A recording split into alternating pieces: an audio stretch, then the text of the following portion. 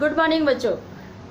आज हम कक्षा 7वीं में भूगोल का अध्ययन करेंगे। भूगोल में आपका पांचवा अध्याय है जिसका शीर्षक है जल।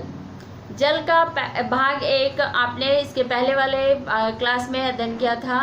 अब हम लोग जो भाग 2 है आज की क्लास में अध्ययन करेंगे।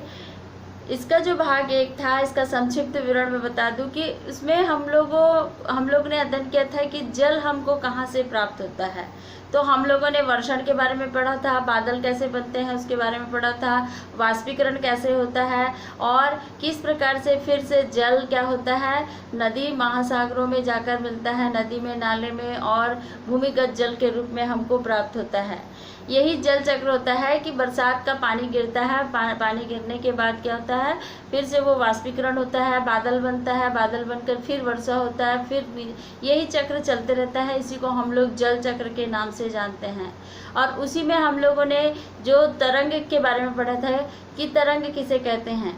जो समुद्री लहरें होती हैं, समुद्री लहरों के बारे में भी आपको पहले वाली क्लास में मैं बताई थी कि समुद्र के किनारे अगर हम जाते हैं तो वहाँ पर हमको पता चलता है कि किस प्रकार से वहाँ पर हवाएं चलती है।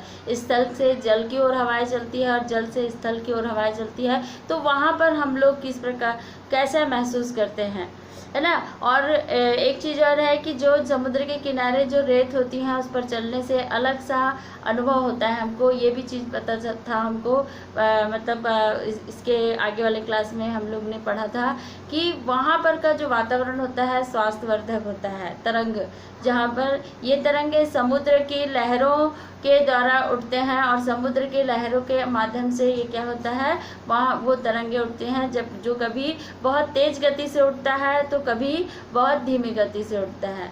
तो यहाँ तक हम लोगों ने अध्ययन कर लिया था। अब हम लोग देखते हैं ज्वार भाटा।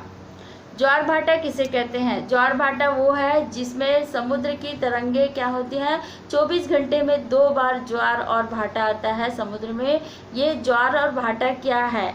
समुद्र की जो लहरें होती हैं वो बहुत तेज गति से हवा आती है जल से स्थल की ओर। जब हवाएं बहुत तेज गति से आती है और समुद्र की लहरें बहुत ऊंचाई से ऊपर उठती है तो उसे हम ज्वार कहते हैं। और वो फिर जब स्थल से जल की ओर जब हवाएं जाती है तो वो लहरें फिर से वापस समुद्र के अंदर चले जाती हैं, उसे हम भाटा कहते हैं।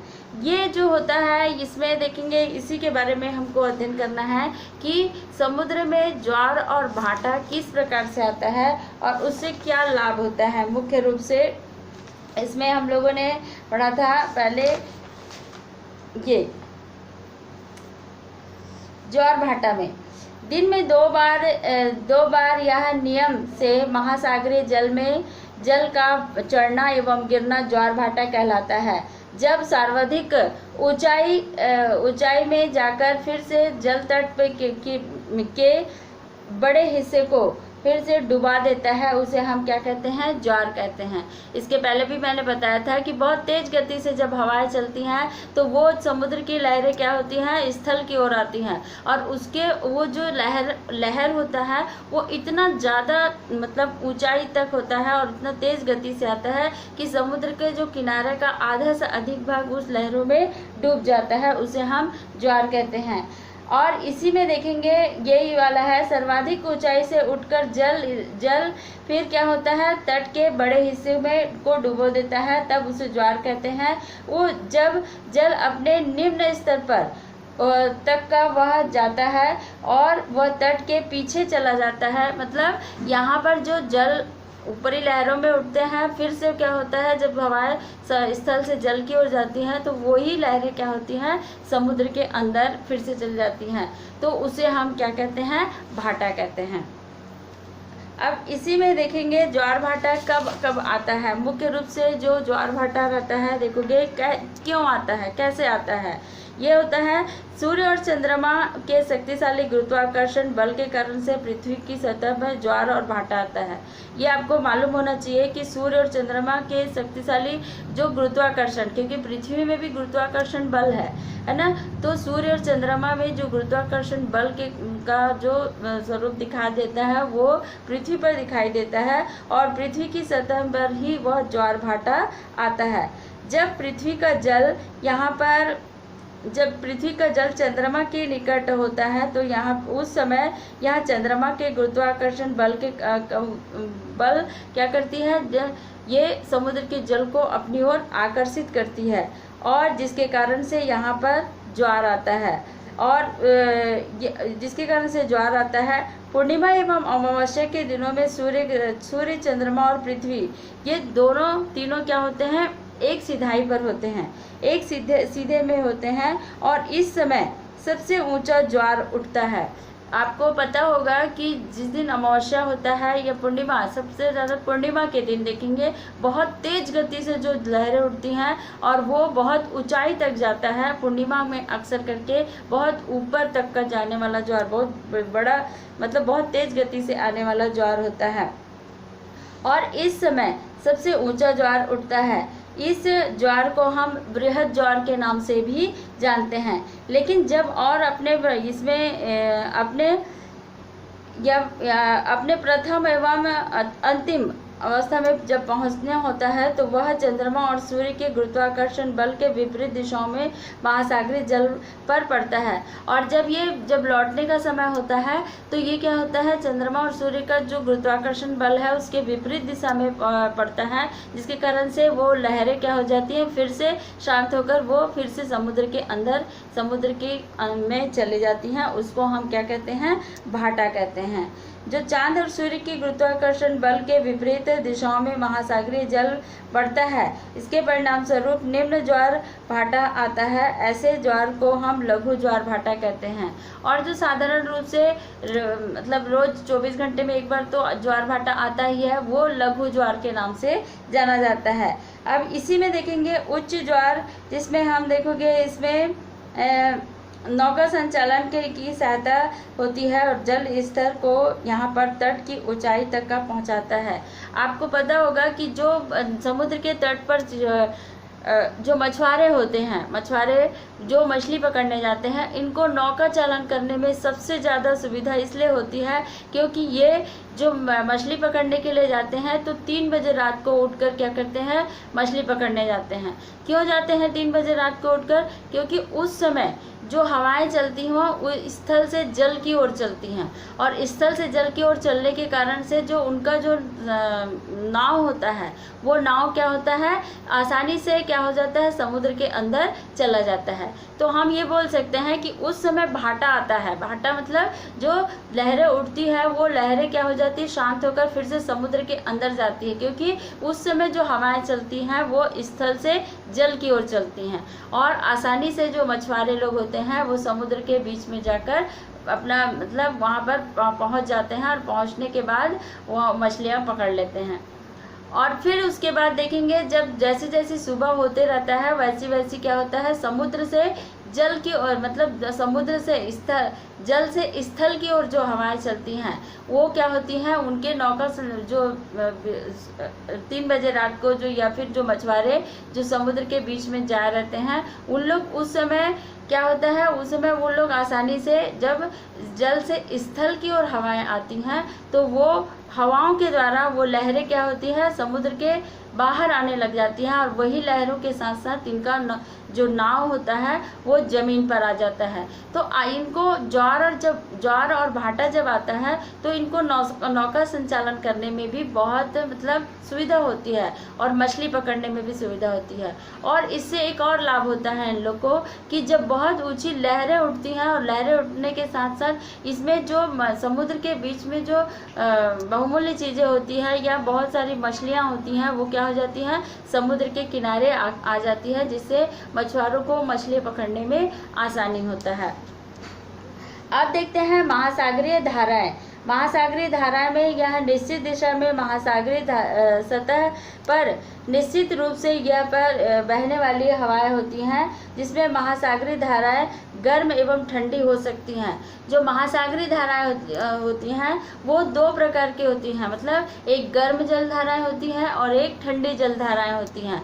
तो यहाँ पर गर्म जल धाराएं और ठंडी जल धाराओं का भी वर्णन है। महासागरीय धारा धाराएं गर्म या फिर ठंडी हो सकती हैं। सामान्यतः गर्म महासागरीय धाराएं जो भूमध्य रेखा के निकट मतलब उत्पन्न होती है।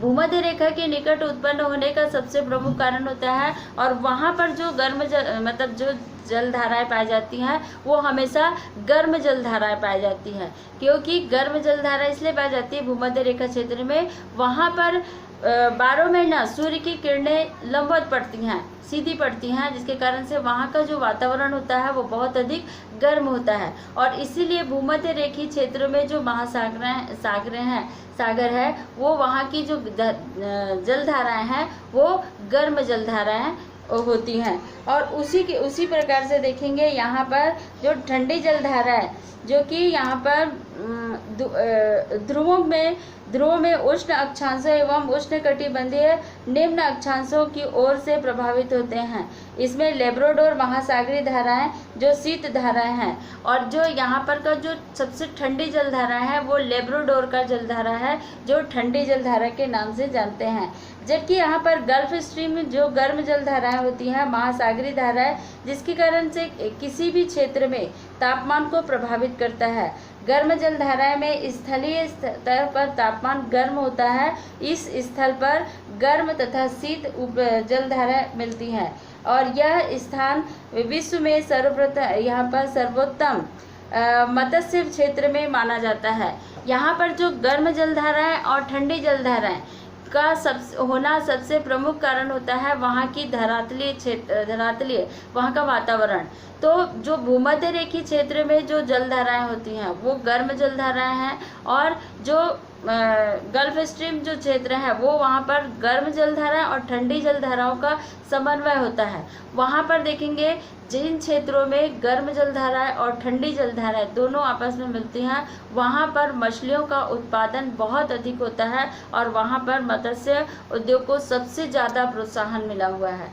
तो ये महासागरीय जो जलधाराएं हैं वो यहाँ के वातावरण पर निर्भर होता है कि उन क्षेत्रों में सूर्य की किरणें किस प्रकार से पड़ती हैं। या फिर एकदम ठंडे वाले क्षेत्र है तो वहाँ पर ठंडी जलधाराएं होंगी, और जहाँ पर भूमध्य रेखीय क्षेत्र को हम क्या बोल सकते हैं वहाँ पर कि वहाँ पर गर्म जलधाराएं हैं। और ये जो जलधाराएं गर्म जलधाराएं और ठंडी जलधाराएं जहाँ पर मिलती हैं वहाँ पर क्या होता है वो मत्स्य जहाँ वहाँ पर बहुत अधिक मछलियों का उत्पादन होता है, और मछलियाँ बहुत भरपूर मात्रा में प्राप्त होती है। तो ये महासागर मतलब यहाँ ये जो महासागर से संबंधित है, जिसमें हम लोग ज्वार भाटा के बारे में पढ़े, और महासागरीय क्षेत्र जिसमें देखेंगे गर्म जलधाराएं ठंडी जलधाराओं के बारे में पढ़े। इसके होने का प्रमुख कारण क्या होता है, ये उसके वातावरण पर डिपेंड करता है।